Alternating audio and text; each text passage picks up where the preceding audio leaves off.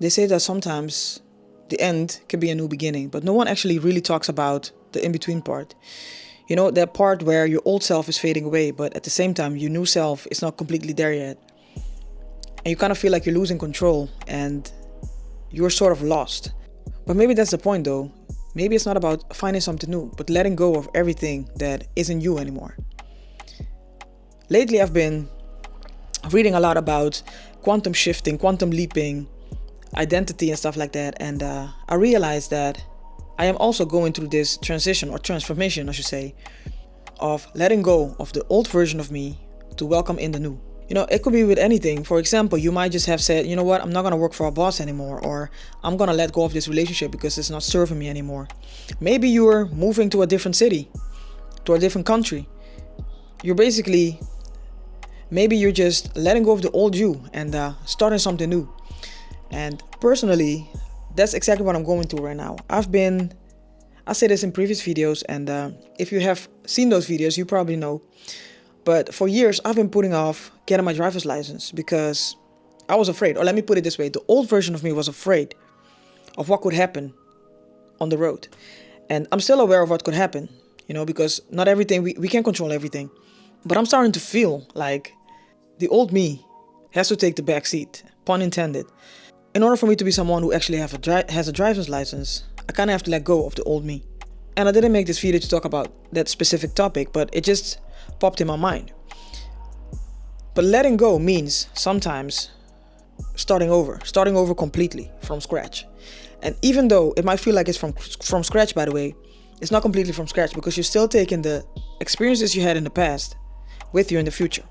That's at least if you actually learn from your experiences. Some people never learn, but that's a whole different video. I think the ego gives us the feeling of I have to start all over and I know nothing. But that's just our comfort zone, right? Every new thing you try, doesn't matter what it is, it feels a bit awkward at first and you might feel a bit insecure, but again, that's the ego. And a lot of people fall in the trap of listening to that ego, that feeling that comes up, instead of just going with the flow and try that new thing. Because we all know comfort zone is the place where everything goes to die. If we want to change things in our life, again, it might be moving, starting a new business, stuff like that, or even minor stuff. We have to put ourselves through that difficult time, hard time, in order for us to reach a certain level. And fear is something that always comes back. Fear is one bad motherfucker because fear stops you from doing a lot of things. I'm guilty of that myself. There are a lot of things I regret, but I do realize that I can't control what happened in the past, but I can control, for the majority, I can control what happens in my future by making the decisions that will show themselves later on, right? I've read once that every decision you make today will show itself a couple of weeks or months from now. And I think a lot of people forget that. You know, a simple example, someone who's been smoking for years, right? You might have the pleasure in that moment, but maybe 30 years from now, you might get cancer or something else. And I know that's not for everybody, but all I'm saying is every action has a reaction. Every action has a consequence. And some are big and some are small. But we oftentimes forget that because we're all so focused on what can we do now, right? Even though it's important to live in the moment, a lot of times people just act out of impulse because something feels good in the moment without realizing that maybe in the future it's not going to feel that good. But back to the part about changing or letting go, the ego fights to keep us exactly where we are because it's afraid of changing. It's afraid of us becoming a better version.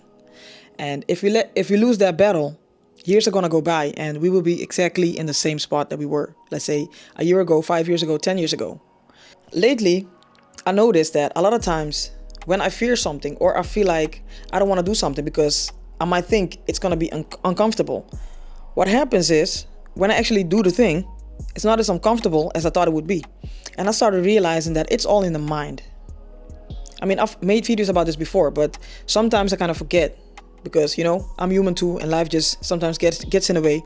Putting off the thing or resisting the thing sometimes is worse than actually doing the thing. And I think if we become aware of that, it makes life much easier. Letting go can feel scary sometimes because we always feel like we want to be in control. But the thing is, being in control is an illusion. I remember one time letting go of a situation and it worked out in my favor. And I do believe that's because when I tried to hold on to it, I was sending negative energy its way, right? This energy of scarcity and fear. But as soon as I let go, that thing came to me.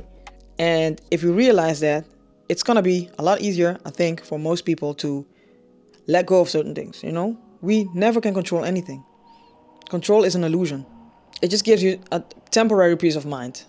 But again, the ego shows up and makes you feel like you want to be in control.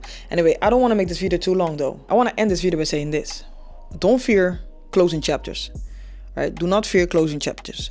Sometimes it feels scary because you don't know what's going to replace it. But trust and believe that the universe has the best intentions for us. Never ever in my life, and I will bet my life on it, never ever in my life have I ever experienced something ending and something worse took its place. So I firmly believe that no matter what happens in life, no matter how bad, we always have the chance, the opportunity, if we let it, if we're open to it, to use that downfall, to use that adversity, to use whatever negative experience we've ever experienced to make ourselves better. And sometimes it's not even about us. It's not about you. Sometimes you need to take that experience and use it to change the world. So remember that. Anyway, that's the video for today. If you made it this far, thank you for your time. I appreciate you. And as usual, I will see you in the next one.